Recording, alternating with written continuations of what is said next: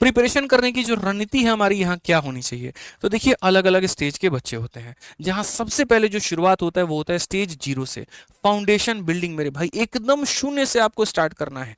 और foundation building यहाँ पर क्या होता है कि जब आप एकदम शुरू करते हो ना, सबसे पहले आप अपने माइंडसेट को रीसेट करो, हमको भैया कुछ नहीं आता है, हमको 0 से शुरू करना है, हम यहाँ से पढ़ेंगे। और उसके लिए आपको सबसे पहले, अगर आज मुझे यहाँ पर एसएससी की तैयारी करनी हो सीजल की, मैं सबसे पहले एक मॉक टेस्ट दूंगा। उस मॉक टेस्ट में पहला अपना स्कोर कार्ड सेव करके रख लूंगा, जैसे मेरी पहली सैलरी है, वो ये बात को रिमाइंड करेगी कि तुमने शुरुआत कहाँ से की थी।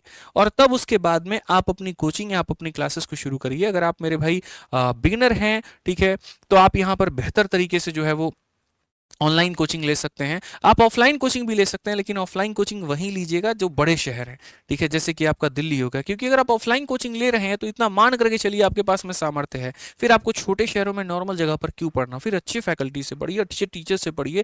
तो अगर आपको ऑफलाइन पढ़ना है तो दिल्ली के जो शिक्षक मुखर्जी नगर में पढ़ाते हैं वो बढ़िया, आप वहां से पढ़ सकते हैं। और ऑनलाइन पढ़ना है तो फिर आप अपने हिसाब से अपना चयन कर लीजिएगा। तो सबसे पहला स्टेप हो जाता है कि एक मॉक टेस्ट दे दीजिए, और तब उसके बाद में आप अपनी मेरे भाई यहाँ पर कोचिंग शुरू करिए। फिर उसके बाद एक 1.5 साल का मेंटल कमिटमेंट अपने आप से कर लीजिए कि भाई इतना समय मुझे लगेगा, इतना समय मुझे देना पड़ेगा। कई ऐसे बच्चे होते हैं, सर 6 महीने में सिलेक्शन करवा दीजिए। हलवा है क्या भाई, एक बात बताओ, इतनी बड़ी सरकारी नौकरी, इतना बड़ा पद, इतना बड़ा, और आप चाह रहे हैं 6 महीने के अंदर में यहाँ पर हो जाए? मजाक है क्या बताइए? कम से कम आपको 1.5 साल तो देना पड़ेगा वहां पर। तो इतना समय आप अपने आप से एक मेंटल कमिटमेंट लेकर के चलिए। आप यहाँ 1 साल 1.5 साल इतना हो जाएगा भाई आपका, ठीक है। एक मेरे भाई यहाँ पर जो है एग्जाम पर फिक्स रहिए, और आप बाकी चीजों से डिस्ट्रैक्ट मत होइए। एकदम बदल मत जाना मौसम की तरह, वो वाली कहानी कि एक पेपर आया उस पर भी भाग गए, दूसरा आया उस पर भी भाग गए, इस तरीके से आपको बिल्कुल भी नहीं करना है। अपने क्लियर्स गोल बना करके रखिए कि मुझे ये बनना है तो बनना है। तो पहला जो स्टेज 0 था वो यहाँ 2 महीनों के लिए था, यहाँ पर कि आपको अपनी कोचिंग जो है वो शुरू कर देनी है। अब उसके बाद में स्टेज नंबर 1 आता है, ये पहले 2 महीनों के लिए। इन पहले 2 महीनों में आपको क्या करना है, एक ही बार चारों सब्जेक्ट लेकर के नहीं कूद जाना है कि यहाँ चारों उंगली घी में, वैसा एकदम काम नहीं करेंगे। 2 सब्जेक्ट लेंगे, मैथ और रीजनिंग, शुरुआत यहाँ से करेंगे, पढ़ेंगे यहाँ से। पढ़ने के साथ साथ मेरे भाई यहाँ पर इनका रिविजन और डेली प्रैक्टिस करेंगे। जो आपका टीचर पढ़ा रहा है, जो आपको शीट दे रहा है, जो बढ़िया तरीके से पीवाईक्यू दे रहा है, आप उसकी प्रैक्टिस करो। उसके साथ अपने कंसेप्ट के ऊपर में मेरे भाई आप फोकस करो कि हाँ पढ़ाया उन्होंने, पढ़ने के बाद में मैंने पीवाईक्यू क्वेश्चंस लगाए, क्लियर हो गया, मैंने यहाँ पर फॉर्मूला बुक जैसी किताबों से रिवीजन की, वो मेरा क्लियर हो गया।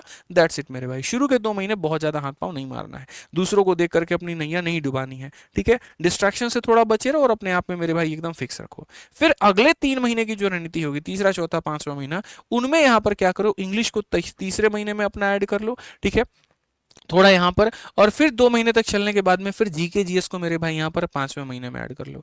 चारों सब्जेक्ट एक साथ शुरू करने में प्रॉब्लम यहाँ पर ये आ जाता है कि आप किसी को ना रिवाइज कर पाते हैं, ना किसी के पीवाईक्यू प्रैक्टिस कर पाते हैं, फिर बाद में आप परेशान हो जाते हैं। तो ये चीज़ आपको नहीं करनी है। एक डेली रूटीन हर सब्जेक्ट का बना करके आपको चलना और बढ़िया तरीके से मेरे भाई यहाँ पर आपको पढ़ते रहना है। 6ठे महीने के बाद में यहाँ पर आपको क्या करना है वो समझ लीजिए। इस महीने के बाद में आपको रिवाइज करना है चैप्टर वाइज, ठीक है। 6 महीने हो गए, सिलेबस लगभग 60 से 70% कंप्लीट हो गया। अब यहाँ मौका है कि जो चीजें आपने पढ़ी आप उसको भूलो नहीं। वो कब नहीं भूलोगे, जब आप उसके सेक्शनल टेस्ट दोगे, जब आप अलग अलग टेलीग्राम पर उसके क्विज अटेम्प्ट करोगे, जब वापस से आप अपनी पीवाईक्यू किताबों को पकड़ करके आप उनके क्वेश्चंस लगाओगे, तब आप उनको नहीं भूलोगे। तो यही वक्त है 6 महीने के बाद में आपको पूरा पूरा रिविजन करने का, सेक्शनल टेस्ट मेरे भाई यहाँ पर देने का, और इसी दौरान अब आपको शुरू कर देना है फुल लेंथ मॉक टेस्ट। जब संडे आ जाएगा मेरे भाई यहाँ पर, तो संडे वाले दिन में आपको अभी से फुल लेंथ मॉक टेस्ट शुरू करना है। डजंट मैटर स्कोर क्या है, चाहे 100 पर अटके हो, 120 पर हो, 130 पर हो, वो धीरे धीरे धीरे धीरे बढ़ेगा। जैसे जैसे सिलेबस आगे बढ़ेगा वैसे वैसे तुम्हारे मार्क्स बढ़ेंगे।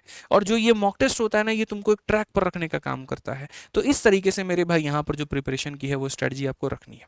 यहाँ पर वीडियो को हर जगह पे शेयर करिएगा और चैनल को सब्सक्राइब करिएगा। बाकी मिलेंगे अगली वीडियो में। आज के लिए इतना ही। ध्यान रखिए अपना, खुश रहिए। मन में कोई सवाल रह गया तो कमेंट बॉक्स में ज़रूर बताइएगा, ठीक है। बहुत बहुत धन्यवाद भाई।